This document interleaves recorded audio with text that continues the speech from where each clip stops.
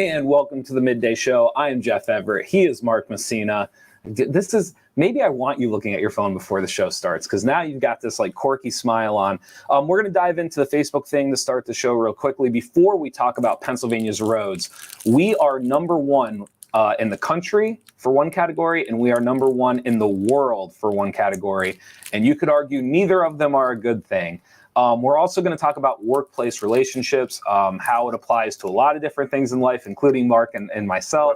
And then at the end, we want to talk about the 76ers, not even from a basketball perspective. It's more about money, finances, a lot of interesting things happening around the Philadelphia organization right now. Before we dive into all of that and get everybody ready for their weekend gossip and chatter, Mark, how are you feeling today?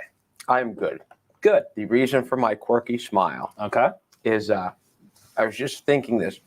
It's too bad that people don't get to watch the pregame show because there was actually a point today where you were so appalled, in my opinion, in the middle of your retort, like within a sentence, you threw a comma down. You didn't even end your sentence. Just you're it. Comma, you're insane, were the next two words that came out of your mouth, comma, and then you kept going. Well, so this is funny. You're like, how in the world can you think that you're insane? And then, I thought we were going to talk about workplace relationships later in the show, but we should tell them what happened in our office yesterday. Oh, we should do that. I want to open with the homecoming story because it's tonight. We don't want to miss that either. Because this might be the one where you told me I was insane. We if you didn't watch yesterday, Jeff and I got, I would say heated, passionate, excitable, about I was defending baseball and the way the lineup that, you know, in football and in basketball, you can have the superstar. The point is we got heated. I mean, no heated. Apparently, this is what, like, we weren't angry. No. Apparently, we were loud because when the show ended, I went outside and Brett Crosley was in his office, and he was like, you guys cleared out the room. Like, what do you mean? They're like, everyone's outside. Now, again, it was a nice day, and there's a picnic table, and lots of times they go out to just because it's, you know, working out. If you're on a laptop, sometimes it's outside. But yesterday, they were all gone. Rumor is one girl went home and worked from home, and Brett was the only one there. So maybe part of it, I'm thinking that they all thought it was a nonsense discussion. Yeah. But it was about baseball playoffs. How can that be nonsense? But Brett, being a guy, as guys, we've dealt with our share of nonsense discussions. Sure. So we can fight through it. And the women just couldn't do it. So they scampered. As Rod Tidwell once said in the Jerry Maguire movie, you think we're arguing, I think we're finally talking. And so that was my take on yesterday's conversation. That's a great line. I've seen Jerry Maguire too. Okay, you don't remember that when he yells it to Tom Cruise? So yes, so you think we're arguing, I think we're finally talking. A lot could be said about Facebook right now. Well, hold on, I want to get to this homecoming. Oh, you want to do the homecoming thing? You don't want to save it for relationship? Go ahead. You can I want to do it now because I don't want to. Because tonight's homecoming at Montoursville, and this is something I proposed to Jeff, which we had a couple discussions that we disagreed with before we went on the air. So I'm having trouble remembering which one I was insane for. Or maybe there was more than one. This was the one this one was more insane than the other. So here's my hypothetical, and I throw this out to everyone, and this is real world scenario. You tell me. Tonight is homecoming at Montoursville. And everyone had homecoming. Everybody's going, people get what homecoming is. There's a parade, there's a court, there's a winner. On the homecoming court at Montoursville, there's probably 8 kids. 2 of them are twin girls. Same family. They're both on the court. 2 twins. I have no idea how the process is done. I have the voting, the tabulation, whatever. I'm sure different schools do it different ways. I have no clue. My question to you was, if after the vote, if one of the twins wins, therefore the other twin doesn't win, and you are the powers that be in this secretive ballot, there's only a person or 2 that knows the answer. Right. Do you crown one of the twins homecoming queen and leave the other, or do you crown neither of them homecoming queen and give the queen to the highest vote total that wasn't a twin. You're insane. I say You're absolutely insane. I say for the psychological well-being of the other twin, you cannot give one to either. This is why people struggle with democracy, because people like you, like, God forbid we follow the vote. Like, there was a vote. People decided that one person deserved it more than the other. Because the first question I asked you was, what's the difference, like twin sisters, or if they were cousins, or if they were best friends? It's different. It's different. The point is that there is a vote, and you are willing to throw the vote because they're twins. That makes no sense. Because it's a vote on popularity. It's not an elected position. It doesn't mean, I won't say it doesn't mean anything. It doesn't mean anything as far as society. Mm-hmm. So, like, it means, apparently it does, though, because you're arguing it matters who wins. Imagine so you're you the can't have it twin both that ways. loses. Time out. You can't have it both ways, because in one breath you're saying, well, it doesn't matter. It doesn't make a difference on society. However, in the same breath, you're saying it matters enough that you have to alter the vote. It would matter. So which no, is no, no. It doesn't matter to society, but it matters in the family. Imagine the twin that doesn't win. But they're both in it. They know that this is this is a possible outcome. Correct. Is that one wins and one loses. They have to know that. They knew that going into it. They had to have. And listen, I'm not saying that if they're auditioning for the spring musical, that if one of them is the best singer, if one of them, there was just the girls basketball team at Mifflinburg a couple years ago. One of the girls was named Reagan. The mom was the coach. Okay. They had twin girls. Okay. On the team. One was the best player by far. Okay. And one was a pretty good player. But isn't that life? And I get what all difference that. does it make if they're your twin or not? That's life. Because for homecoming, I've gone through my whole life where somebody was really good at something and better than me, and really bad at something and worse than me. Okay. There's no, that's life. But what you can't do here is, if you're not a twin, throw it into your life, because I don't know what it's like to be a twin, but I'm trying to extrapolate into it. I think your sentiment is sweet but stupid. Imagine this is not about talent. This is not about this is a popularity contest. And imagine what it's like to the other twin who doesn't win. I understand that, but there's that aspect regardless of if it's your twin or not. If it's just your normal sister, if it's your cousin, if it's your best friend. But you can't run for homecoming against your normal sister. Okay, because you can run for homecoming against your best friend. You can run for homecoming against your cousin. That's different. It's not that different, though. The point I'm making to you is that there are people close to you in your life. And while your sentiment is sweet but stupid, I wish them both the best of luck, right? I hope they have success tonight.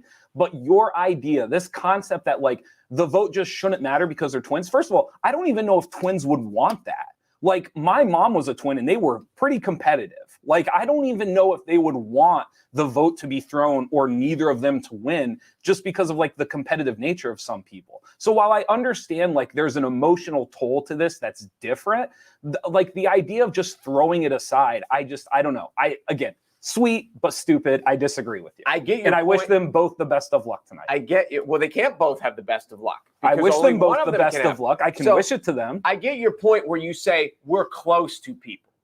I would say for the first 18 years of life, there are no people that are closer on this earth than twins. Okay. So to say well, I had a best friend, you had a best friend. There's no way you were as close to your best friend as twins are to each other. But that's only from a relationship standpoint. From a friendship side of things, I can be way closer to a best friend than some twins. You can be. Okay. But probably not. But probably could. So there's no probably difference. Could means you probably could. Okay, but probably not means probably No. You've had some good ideas. This is one of your worst. I think this is bad. Here's the other aspect. Take it from the winning sister. Okay. With twins, do you want to be? I mean, I'm feeling sorry for the losing sister. If you're the winning sister, how bad do you feel? But how bad should you feel? But isn't that a part of if you are a twin, isn't that part of the aspect is learning to go through life with your sister and understanding there are going to be highs and lows for you and there are going to be highs and lows for your sister or your brother, whoever it ends up being. This was the other thing I thought of too. There are twins that are not girls. If there was a twin girl and a twin boy, and That's one was running, Very different. Oh, I see. But this is the point I'm making to you. You like But to it is alter, very different. You like to alter and shift the scenario so that it constructs and fits into what you're saying. And I get that. But right now, like, I wish they both could win. The reality is they entered a contest in which both cannot. So I don't like this idea that we're just going to throw the vote aside, no matter how stupid or how much society values homecoming. I'm just saying the idea that you're going to throw a vote aside because these girls are twins, I don't even think they would necessarily want that. Like, to me, I don't know. Sweet but stupid is how I would describe. Okay, let me ask you another one. Now that because situation. Before the show, when I was being insane, yes, you said, or when I was accused of being insane, I think I'm perfectly rational. Say the runner-up is called something. Okay. They're on the court. Is it the princess? I don't know what it's called, but they're on the court. So there's the queen, there's Yes. the runner-up, and there's everybody else. Yes. So what would happen if the vote came in and one was the queen and one was runner-up? Okay. Would you be in favor of making a dual queen? Maybe I go to them and say, here was the results. How would you guys like to play that? That's not. You can't do that. You're the adult. You're in charge. The irony of what you're doing right now is you're basically saying that these two, I'm assuming they're 17 or 18. You're assuming that these two girls are incapable of handling this situation. And I just disagree. Like, you're making it out as if there's going to be seriously psychological damage if one of them wins and the other doesn't. And what I would say to you is I have a lot more faith in twins and people in general to handle this situation, that I don't need to alter the system of how we do it. I don't say serious psychological damage. Like, we're just going to pull out, we're going to take our couch to the sideline, and whoever doesn't win is going to have a therapist right there. That's what it sounds like. It's not serious. But is it, like, for the rest of it, well, people liked her better. People liked her better. People liked her better. And there's always that. You can always philosophize, extrapolate. This is a vote. This is a documented, counted vote. Okay. They liked my sister better. But that they agreed to enter into. It's not like they don't agree to anything. They just, everybody's entered in the homecoming vote. Aren't they? If anybody listening has ever been forced into homecoming, if anybody has ever been forced into running for homecoming, please comment. I don't think you run. Because I don't Do you run? I don't think you get forced into it. But I think if you don't want to run for homecoming, you don't have to. So while I understand that there's a vote, it's also this concept of like you're entering into the idea of like you know what people are voting for. And thus, if they both entered into this contest, I'm sure they're very aware of the stakes and how serious and not serious those stakes are. The stakes of there's no lasting, it will not make anyone's life better if they win homecoming. I think if for the sister, if one sister think their wins, lives are worse, is what you're saying. I think there could be a lasting psychological effect. I think that how big? I don't know. I would like to think that the majority of twins are sincerely happy for the other as long as they're not getting like kicked on. Like if they're not getting like shoved down the slide like Christmas Story style while the other person's like sitting on Santa's lap, I genuinely would like to think they're happy for the other person. Okay, so in that same breath, is the winner sad for the sister? Sometimes, yes. I agree with that. It depends how competitive you are. So then wouldn't it be better for everyone if we have no sadness, Wouldn't it be better for everyone if instead of altering the situation for them, we said, hey, this is the situation, and this is how we get through it, and this is how we handle it, and this is how we move on in life. Instead of trying to alter and cater to the situation, wouldn't that be better for everyone? Not in the twin situation. I think it's such a unique situation. Okay, can we wish them good luck one more time? Because now I'm like invested now, and I wish them both equal the best luck. of luck. I hope the powers that be end them equal. And if they get a hold of us, we should have them on Monday after homecoming. Oh, I'll bet they would come on. It would be really neat to talk to them about twins and the aspect. Yeah, I want. Well, they don't have school Monday. There you go. Because I'll talk to them. It would be really neat to have them on. Really, really neat. Let's do this. There you go. Real quick. Is this who we're talking about? Abby and Maddie are very happy to be on the court. They support each other fully. That's their mom.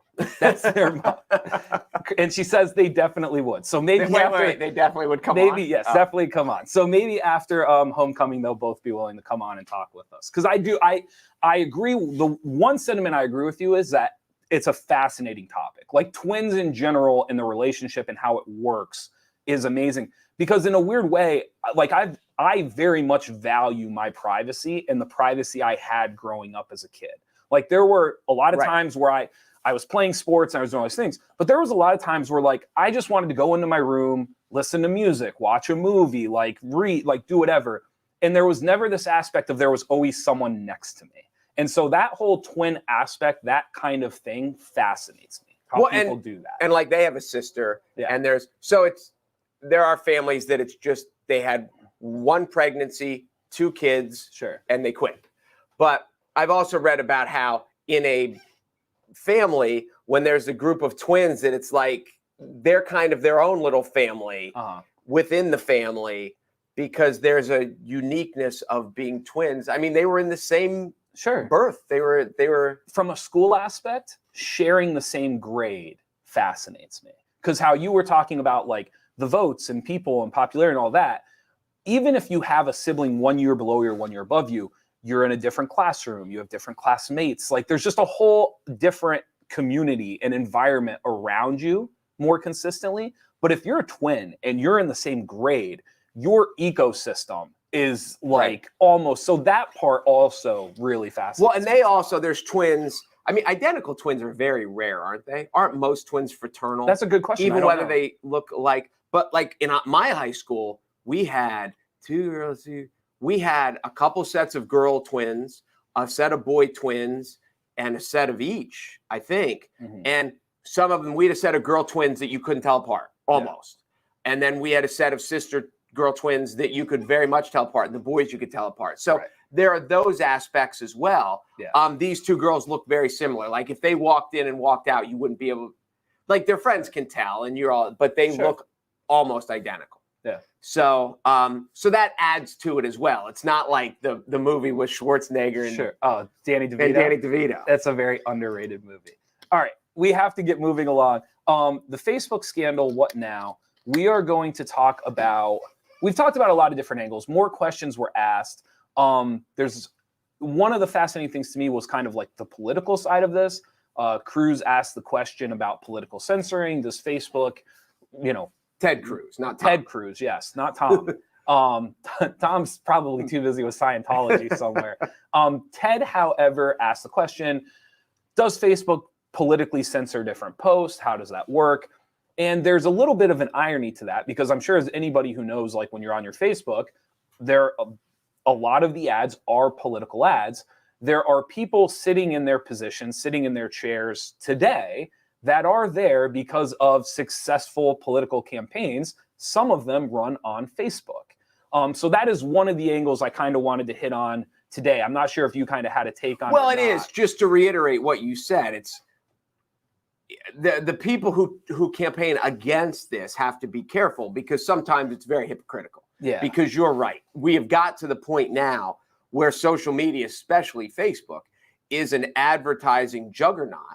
And some politicians used it very much have figured out how to use it to their advantage. So it is a slippery slope for them. So one of the things that she expressed, and I actually, because I truly believe she's brilliant. Like when I listen to her and the things that she's very, very intelligent. She is top of the charts. She mentioned that one of the issues isn't so much the running of political ads or how often they run. The issue is within the algorithm. The algorithm rewards political ads that typically demonstrate hate or violence or basically cause a polarizing issue up front.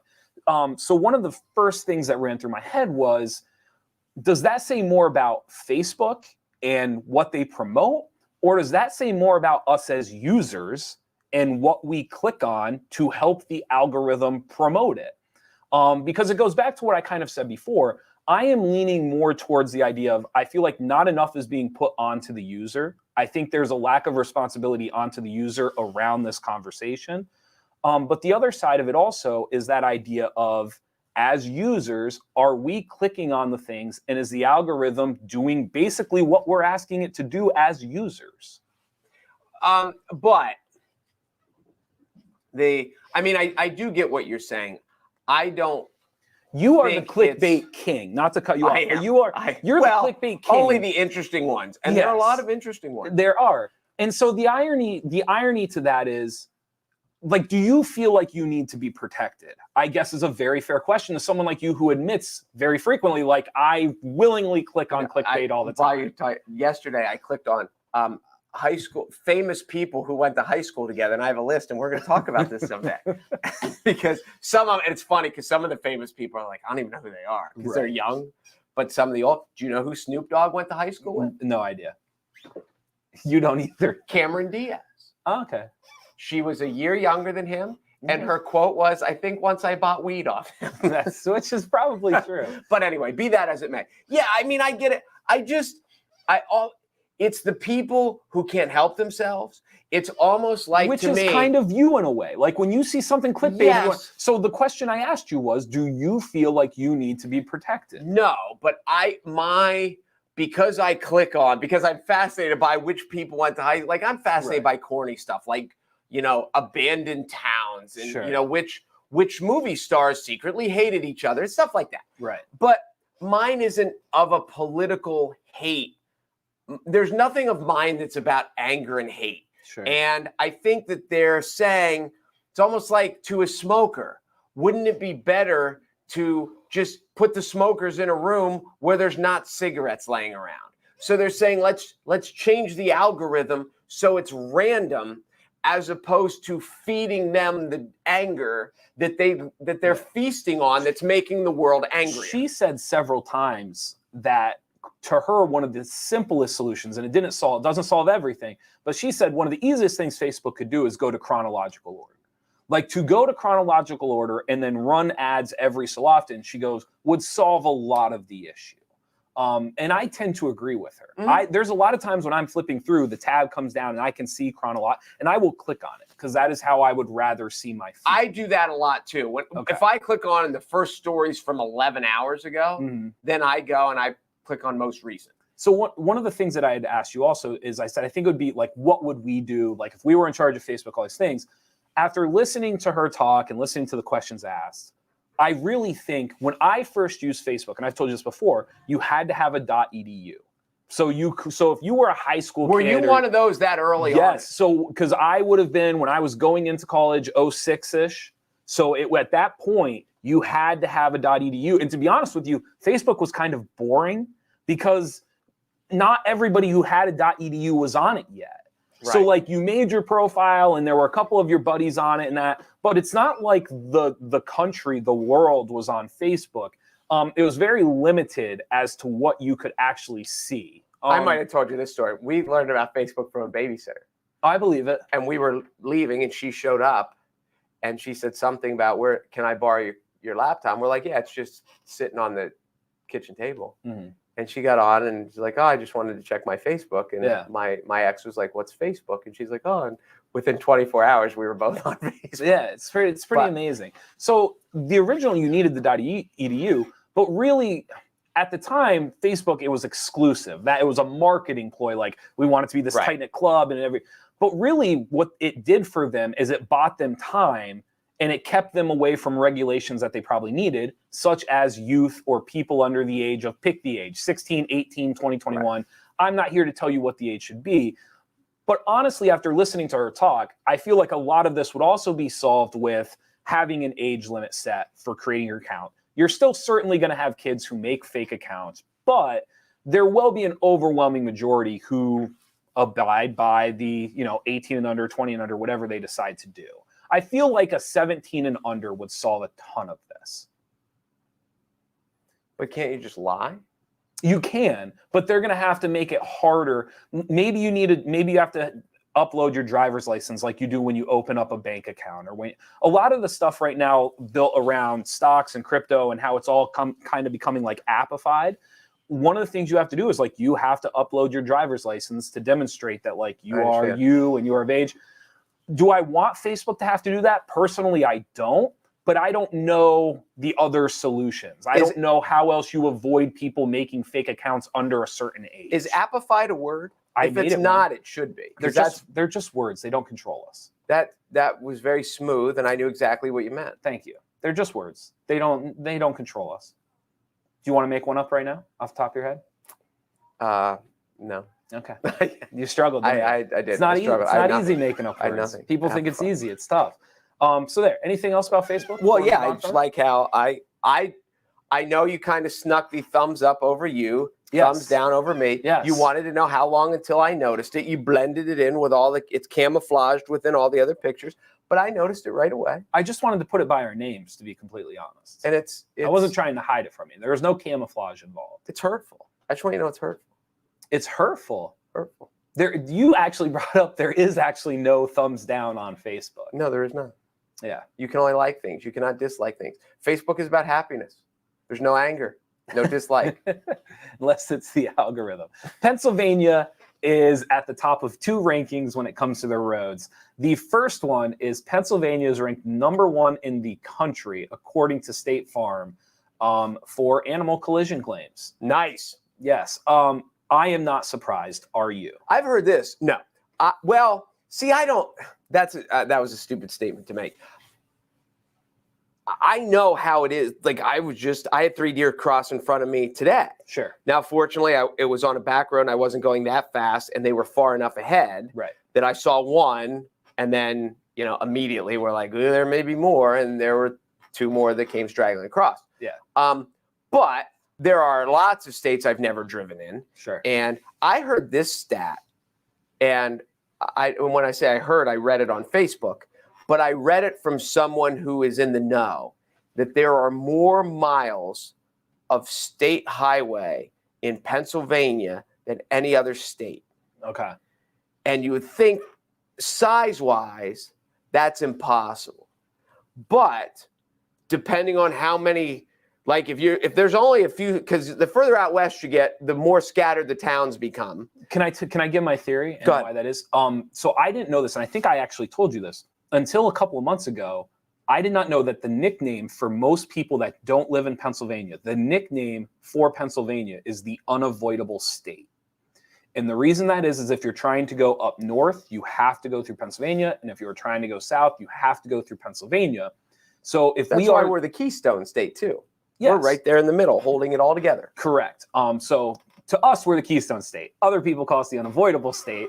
However, if that being the case, if you're a traveler, you have to get through, it would make sense then that we have multiple interstates, multiple highways, different ways to get across, get through, get up, get down. So in a weird way, it all makes sense to me. I'm not surprised now that you say that. I didn't know that, but I'm not surprised. So with that being the case, there's more roads, there's more. And I think, too, because we've talked at length about how much wooded area is through. So, and you get on a lot of these back roads, you're not going 25 miles an hour. So if the timing is bad, you can't miss. No. When's the last, because you go to Pittsburgh. When you go to Pittsburgh, do you go 80 and down? Yes. Okay. When you get past Lock Haven and you're going out towards Ohio on Route 80, there's nothing. There's just not a lot out there. And I don't mean that in a negative way. It's just to make your point. I mean, one of the biggest highways we have in our state, if you look to your right, it's mostly woods. And if you look to your left, it's mostly woods. Is it DuBois the next? DuBois, Clarion's out there. Yep.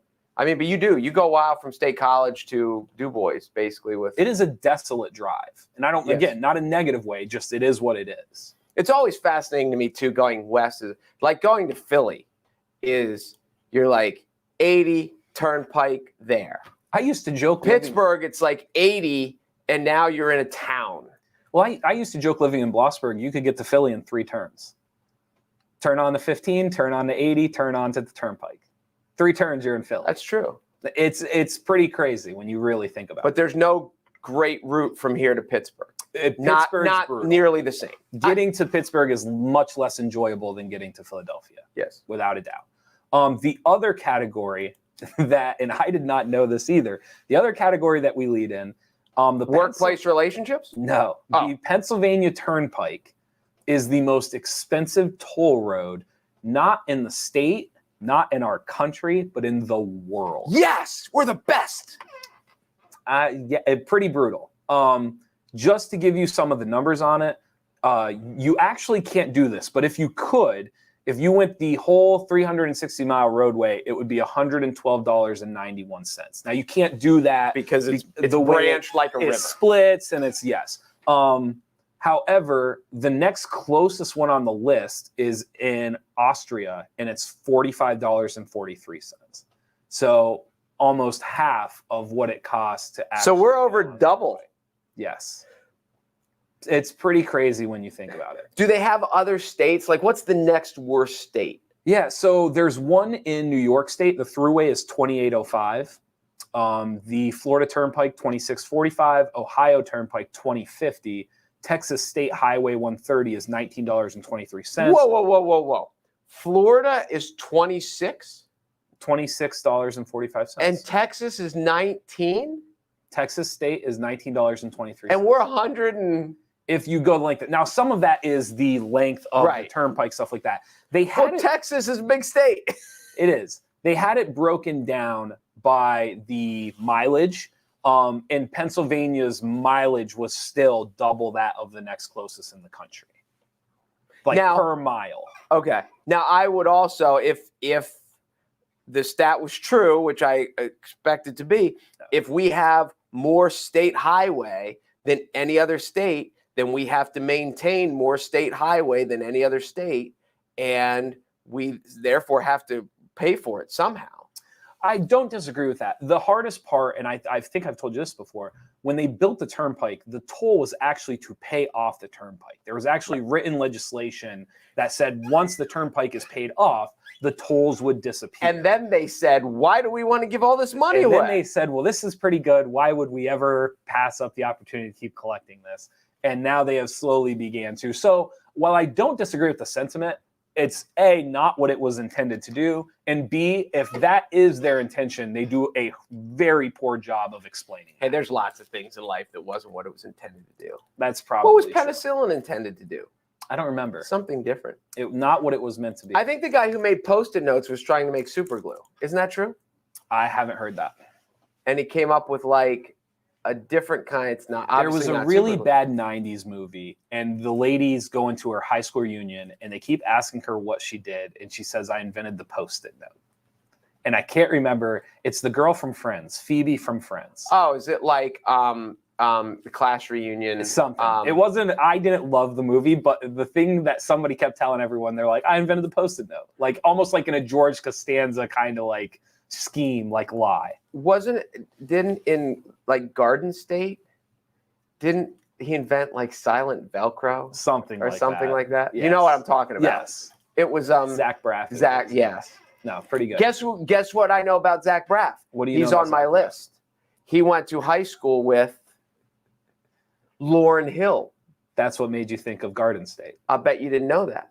That's what made you think of Garden State. Yesterday. I thought of it yesterday. Okay. I did see Garden State, but I remember. So isn't that interesting? It is interesting. On my list. Workplace relationships. You and I already talked about us yelling at each other. Did you know Lenny Kravitz and Nicolas Cage were in the same high school production of Oklahoma? If you want this to be a segment, you are ruining it right now. I'm just warning you. Do you want to talk about it now, or do you want to save it? No, that's about all the cool ones. Okay. All right. Liv Tyler and Kate Hudson. Okay. There's some dude who could have dated Liv Tyler and Kate Hudson in the same high school. This is the problem, though. I don't find this that fascinating because I don't understand the connection. Like, did they know each other? Did they hang out? No, they all, yeah. You don't know that. I read through them. Like, Cameron you don't know that Zach Braff bought weed. You don't know that Zach Braff and Lauryn Hill hung out in high school. You just know they went to the same high school. I just said Lenny Kravitz. Correct on that one. Correct on that one. You. I just said Lenny Kravitz and Nicolas Cage were in the same production of Oklahoma. They had to know each other. They're in the same cast. Listen, I was in a production of Music Man, and I can't tell you who played what. Was there trouble in River City? There was. I was on the train rocking back and forth in the opening. You were one of those? Oh, yeah. Making it happen. Is it me or is Oklahoma? Isn't it great, dude? Yeah, you sit in the train. You have to sit in the train like this, and then when you slowly start rocking, so it gives the appearance that the train is rocking. And then as it goes, you speed up, and then when the train stops, everybody has to go, oh, like that, and then stop. I don't think it's a good show. That's the extent of my acting I like career. the song now, Trouble in River City, and I've heard references about it so many other places. As a show itself, I think it's pretty dumb. I would be lying if I said I wasn't disappointed you weren't more interested in my acting career, but that's okay. We'll move on. I was impressed. No, that's all right. I was going to ask how long it took you to practice rocking. Every day. Every day. You get up and rock. Workplace relationships. So this is part of how it got brought up was us yelling at each other yesterday. But there's also a case right now. If you haven't heard of it, it's about Theranos, which was supposed to be this blood testing company out in Silicon Valley. It was supposed to take like a prick of blood. Elizabeth Holmes was the founder. You can see her on the screen right there. It fell apart horrifically. They lied. They cheated. It was a scam. It was pretty brutal. However, it's now in court, and she is using a workplace relationship as her scapegoat, as her get out of jail free card. She is trying to claim that her relationship with her inferior directly below her, I believe it was her CFO, she is trying to claim that their workplace relationship, she was blinded by love and she was forced to say and do things she never would have done otherwise. And as I had just mentioned to you, keeping it as simple as possible, in a weird way, it's kind of sort of working. A member of the jury had to remove themselves because they themselves had been in a similar situation in a workplace relationship that they found was mentally abusive. They removed themselves from the jury. Another person came out and said they are also struggling dealing with the case reasonably because of their experiences. And so somehow her lawyers and them have struck a chord playing up this workplace relationship and what it did to her decision-making in Theranos. And so I thought it just kind of opened up a whole basket case of workplace relationship questions and conversation. Just imagine how difficult this workplace, how devastated she would be if this workplace relationship was with a vampire. From yesterday? Yeah. Is that what you're playing off? Yeah, she had to watch yesterday's show to get the joke. There you go. Yeah. That was good. Inside jokes are good. I don't know. To me, I mean, is that in a court of law? Can you say, "Oh, I was blinded by love"? Like, well, does that work? I don't know. Well, this is the part.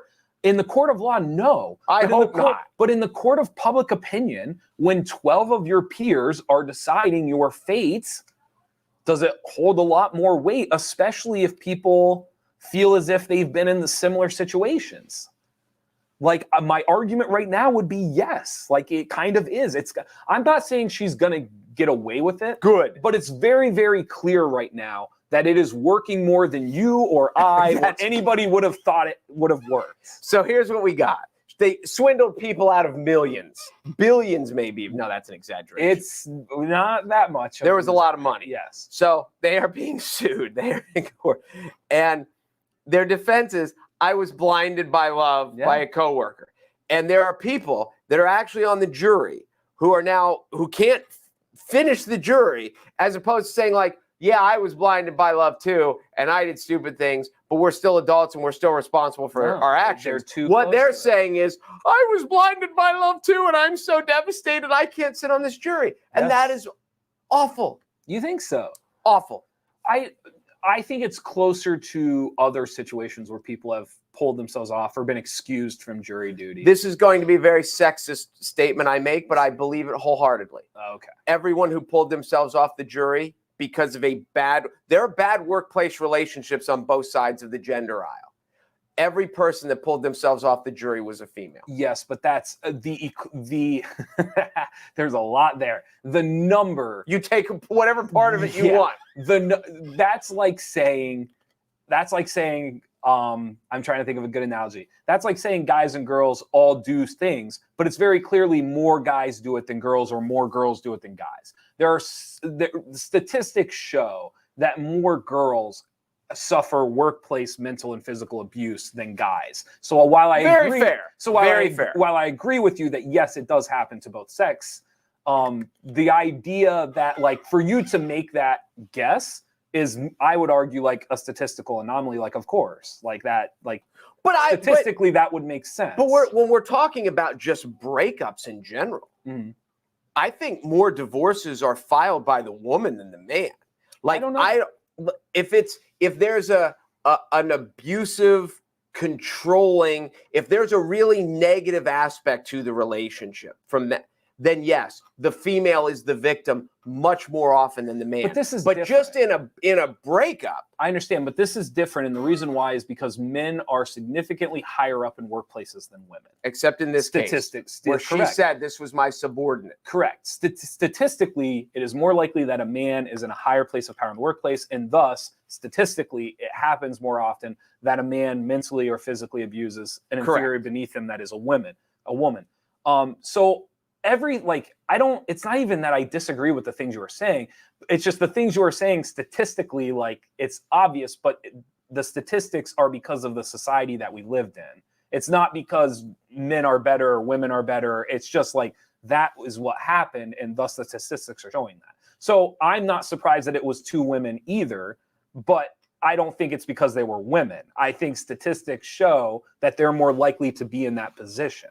And I get that. So, but here's what I'm saying. Mathematically speaking, I think the odds of a case like this, when you put 12 people on a jury who are probably half men and half women, and you're like, how many people have been in a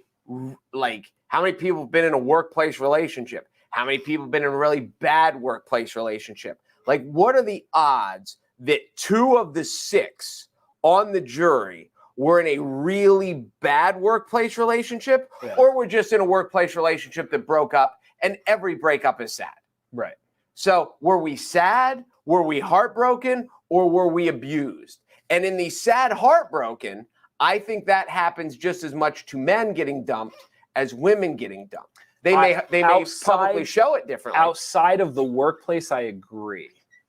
Inside the workplace, I think the dynamics are so different. And you may be right with that. Because of the way the hierarchy has been structured for decades on top of that. You may be right. Yeah. So that's where I would lean toward. But I hope they don't get away with this. Oh, good God. Oh, if she gets away with this, that would be, their lawyers would lawyer of the year like that. I can't believe that she would. Do you think their lawyer walks in, slaps a glove on, and says, if you doesn't fit, you must quit? It's Seinfeld did it, so why not? Why not? Can we talk about the 76ers for a little bit? Yeah, even if you hate sports, this is an interesting, just from like life and contracts and jobs and what the employers can do, what the employees can do, who has the leverage. This is an interesting story. It is. So Ben Simmons, who we talked about before, we talked about him in the summer about how he can't shoot. He's arguably one of the best 20 players in basketball. However, he cannot shoot, which is probably the number 1 skill in basketball. And that's not why the women listening who don't like basketball care about this. Why do the women listening care about Ben Simmons? He dates Kendall Jenner? Kylie Jenner? One of the Jenners. He dates one of the Jenner sisters. And it's not Caitlyn. However, he had a rough playoffs. He has since asked to be traded. He has said, I no longer want to play in the city of Philadelphia. My time here is done. I'm out. Please trade me. So this is where the financials and everything that I find fascinating comes into play. Ben Simmons has a one-of-a-kind contract within sports. Really, he's the only one with this. It might not be. It's unique as hell. He gets most of his pay front-loaded. And so instead of it being, most NBA players either get paid in 12 installments throughout the year monthly, or they get paid in 6 bi-monthly. Like teachers. Teachers often have that choice. Yes. He, however, because he gets so much money, he wanted the majority of it up front, because to get the majority of it a year early, put it into portfolios and into investments, and all of a sudden your money grows an extra 11 months faster. Right. So he and his general manager front-loaded his contract. So what the Philadelphia 76ers did was, instead of giving him that front-loaded contract, which was $8.3 million, I believe it was. It's a lot of money. They put it into an escrow account, and they are holding on to it. And every day that Ben Simmons misses a practice or misses a game, the fines are then deducted from that escrow account. And the NBA has come out and said that they do not have to give the money back if Ben Simmons comes back the next day. Whatever is pulled from the account is now belongs back to the 76ers. So they are at this head of Ben Simmons is not there. They're in an impasse. They have training camp, preseason games have started, and he has nowhere to be seen. He has not showed up. And so the 76ers have begun drawing this money. Based off of practices and games, they estimate that the account will be empty by January 15th. And I find the entire thing fascinating because he is at the beginning of his contract. He's in the first year of a 5-year contract. So even though he signed a $170 million deal, he doesn't have a lot of it. I think he only actually has collected like 25 million of it in total. So for him to just not show up and abandon this contract is not as simple as just saying like, well, I'm not going to work. He's essentially right now abandoning almost $150 million because he won't show up to Philadelphia for training camp. And I find that fascinating. And it's neat, and the best laid plans, that the way investments are going, the way the stock market, even if you just put it in a tax-free bond that makes 2%, to get it 11 months early when it's $8 million, to get 11 months earlier, you're just going to make money. Yeah. So they thought they had this fantastic idea that when they negotiated it, and it's not like they're the first people that thought of it, but both sides have to agree. Right. And when they wanted Ben Simmons, the Sixers thought, so they agreed to it, and they thought they had this coup. Yes. But now that he won't show up, so as you said, January, so the first through, so it's like he over a third of the year, he's losing half of his money. Yeah. Or even more so. Yes. So as you're a teacher, like we talked about, if a teacher spread their money out, if they missed 2 months, they would lose 2/12 or 1/6. Right. He's losing like half or more. Yes. And all because they worked it, and now it's coming back to bite him in the backside. And the other fascinating, I said this to you too, if you're his manager, right? Because this is like if you're a music manager, if you're an acting manager, like if you're somebody who manages a person or manages somebody's money, you knew that if he didn't show up to training camp, he wasn't going to get this check, and not a normal check, as you've already big check. A big check. How are you not telling your client in like July and August, listen, I know you're disgruntled. I know you don't want to be here. But if you don't show up in Philadelphia on October 1st, we are in trouble because you're not going to get the biggest check of the year. I have an answer so to this what, so what you need to do is you need to show up the moment we get your check and cash it. I will call you. You will have a plane ticket and you can come home, because it's going to be a lot harder for them to get the money back from us than it is for us to get the money back from them. It is a complete failure on his management side. I disagree. Here's why management doesn't say that. Okay. Do you know how easily it is to replace his manager? Okay, so you're saying that the relationship at hand, but if you're like, if I'm Simmons right now, I'm like, I'm losing money left and right. Why didn't you guys tell me?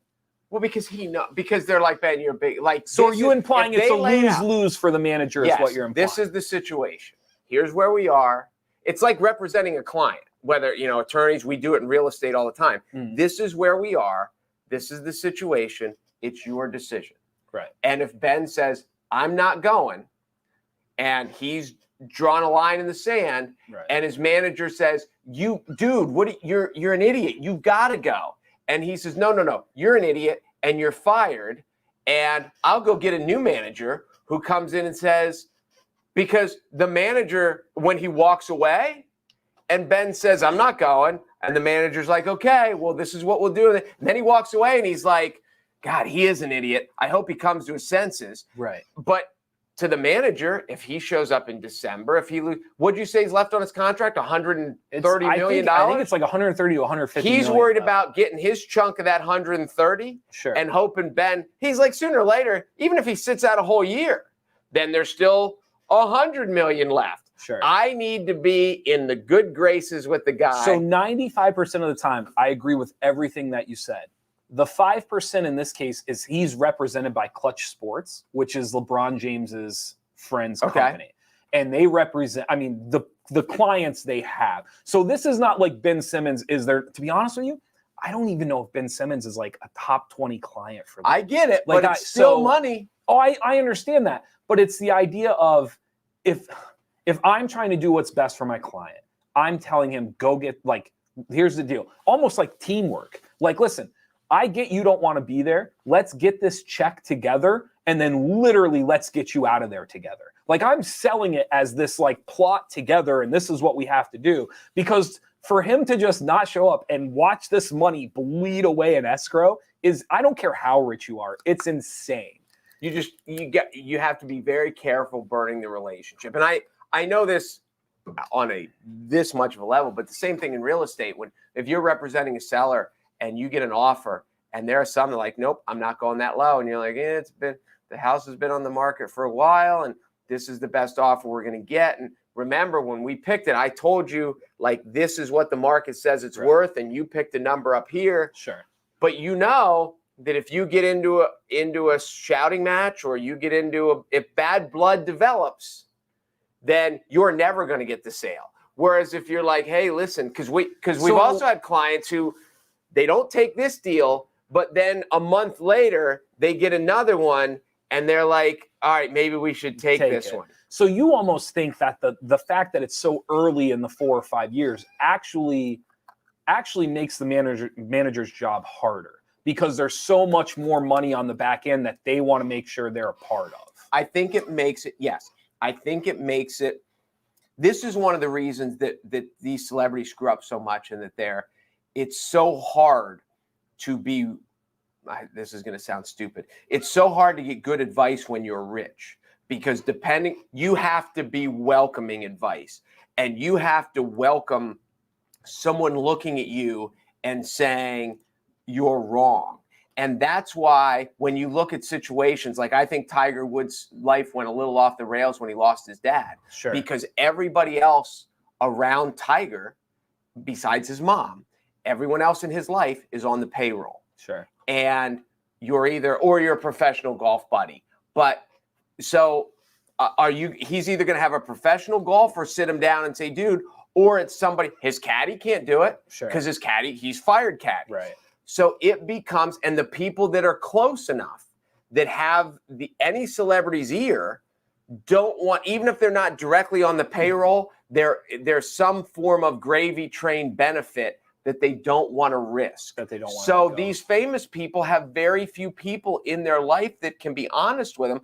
Because for all of us, when we've had honest discussions with people, even who are relatives or loved ones in our best interest, and a lot of times the immediate response isn't, hey, thanks for telling me that. The immediate response is, F you, who do you think you are? And we don't always take criticism well. Sure.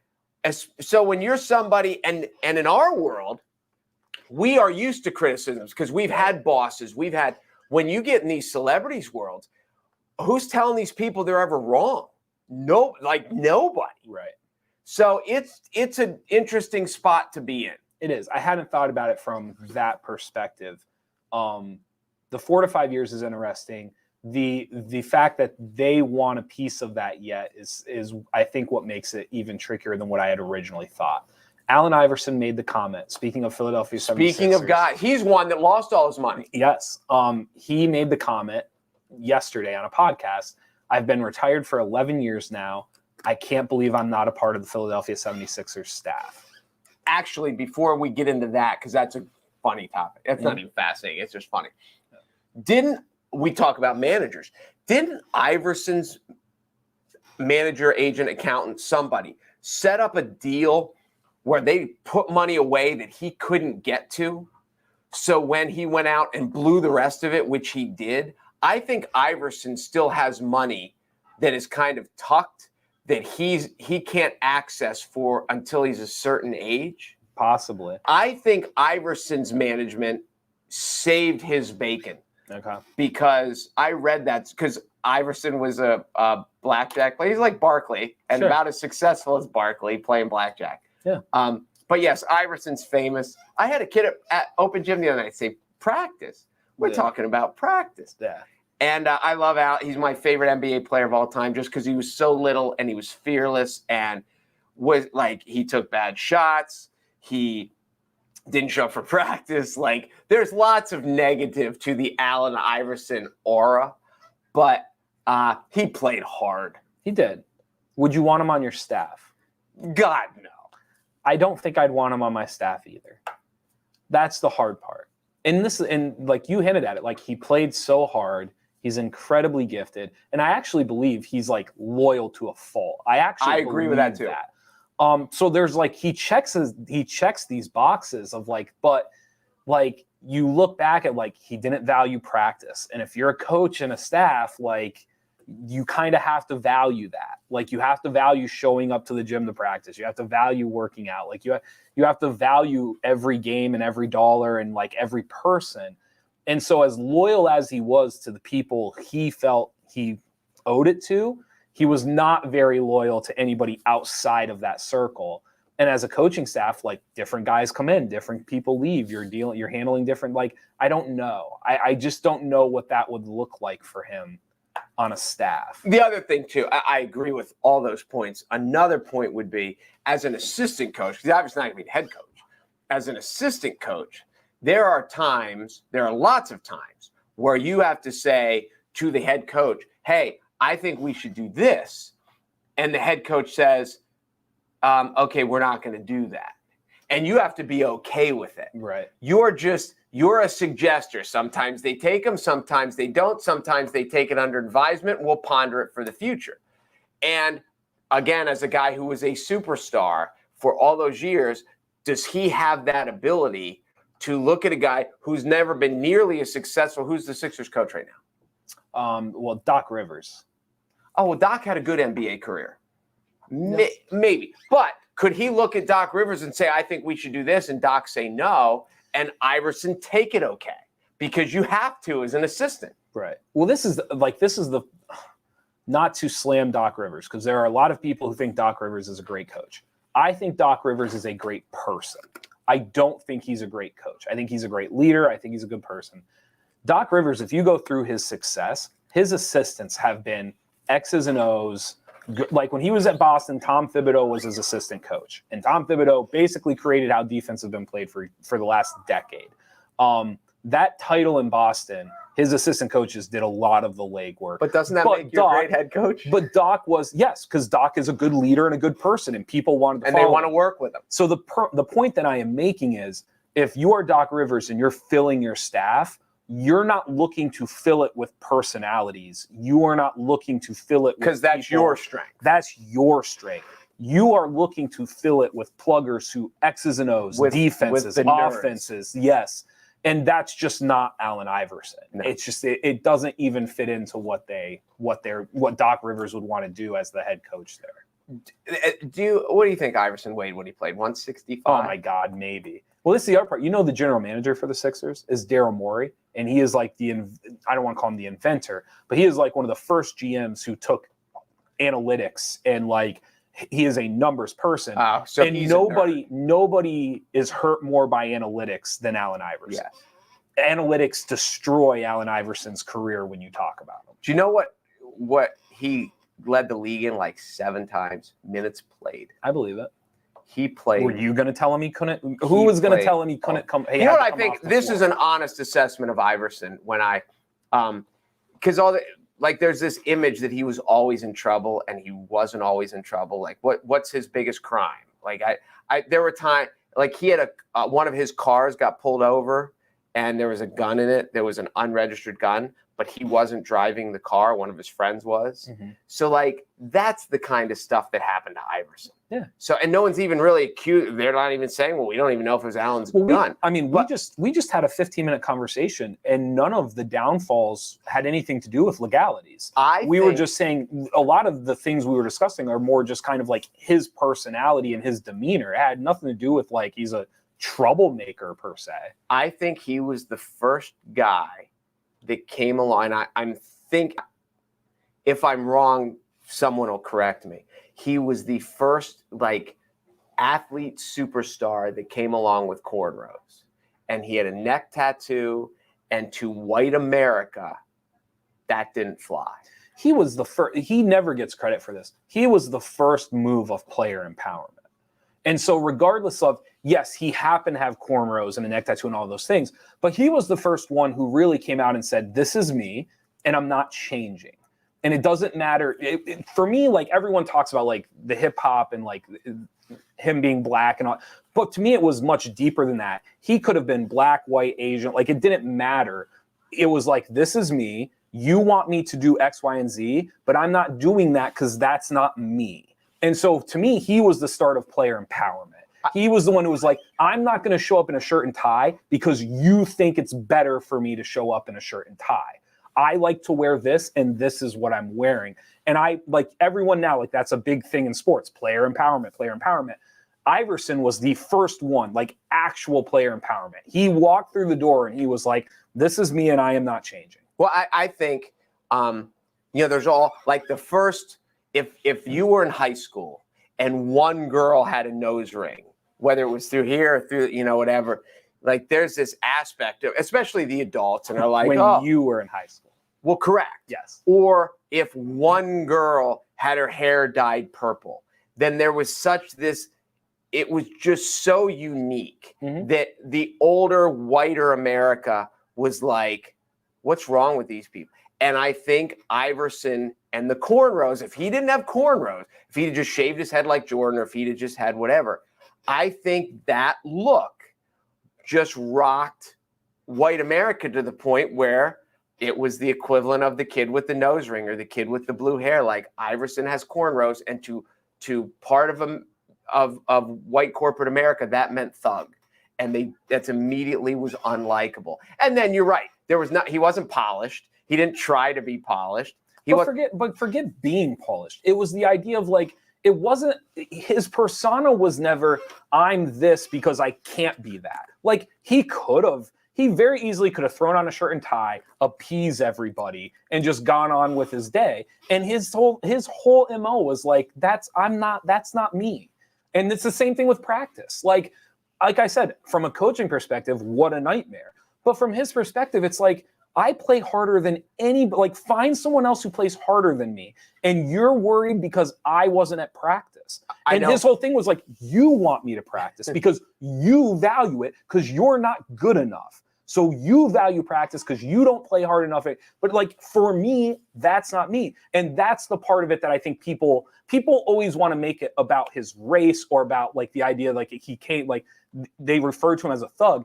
And my whole thing was, as an individualism, he was so important to whether you were black, white, Asian, when you were in high school and you watched, that's what mattered. His individualism was like, I am me and you are not changing me. And there's a whole faction of athletes that came up after him that was the mentality. Like, I'm not just going to do this because you think it's best for me. I'm going to do me because no one knows myself better than me, and I know how I feel. That was Allen Iverson. One of the other reasons I love Iverson, I saw an interview about him, story about him, whatever, and they interviewed his high school football coach. And again, we've talked about how huge Iverson was, 165 pounds.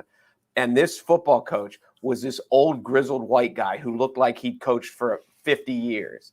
And he said Allen Iverson was the best high school football player I ever had. Now, obviously, he's a super athlete. Sure. But I think he was like an option quarterback. Have you ever watched it? I've not watched the film. He was so tough and fearless. But even is what made him on the NBA court of whatever. But he was fearless. He was a phenomenal passer. If you watch the highlights, he's like rolling out of the pocket, throwing on the run, and his whole body's into the throw, and he's hitting dudes 50 yards downfield on the money.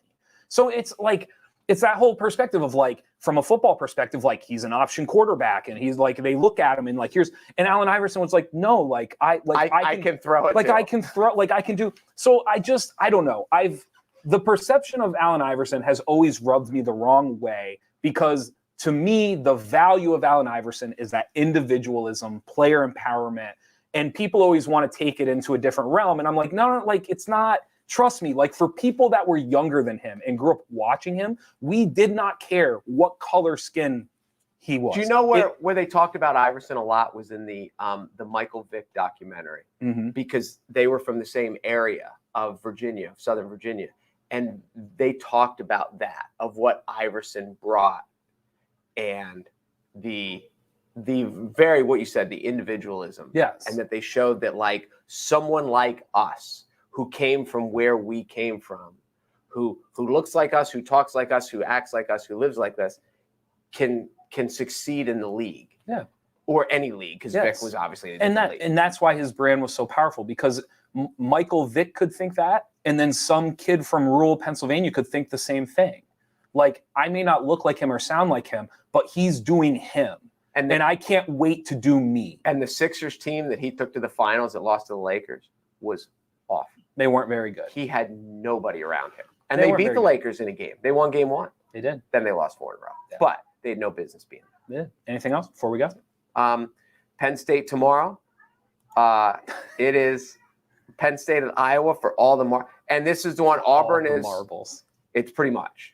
If Iowa wins, Iowa's got a really easy path. If Penn State wins, it's just one more step. Well, yeah, it's all the marbles for Iowa. It is not all the marbles for Penn State. 4 o'clock. What a great game. If Penn State wins this, Ohio State, Michigan's like, it's not all the marbles for Penn State. I don't think Michigan and Michigan State are as good as Penn State. I think they're obviously formidable and they could win, but I don't. There's 3 top 15 if they beat Iowa, there are 3 top 15 programs waiting for them. Whatever. Okay. If Iowa wins, yes, that is all. This is all the marbles for Iowa. They are almost in uncharted water. They are going. If they win tomorrow, they're in the Big Ten championship. What was it? Music Man in Iowa? Is that where River City? I think so. I think River City's going to burn down tomorrow if Iowa pulls. No, they're too peaceful. They'll just be like, oh shucks. You think so? Yeah. Okay. All right. So, thank you guys for watching the Midday Show. Thank you to all of our sponsors, and be sure to go to NorthcentralPa.com for all of your local news. I am Jeff Everett, and he is Mark Messina. We will see you next week.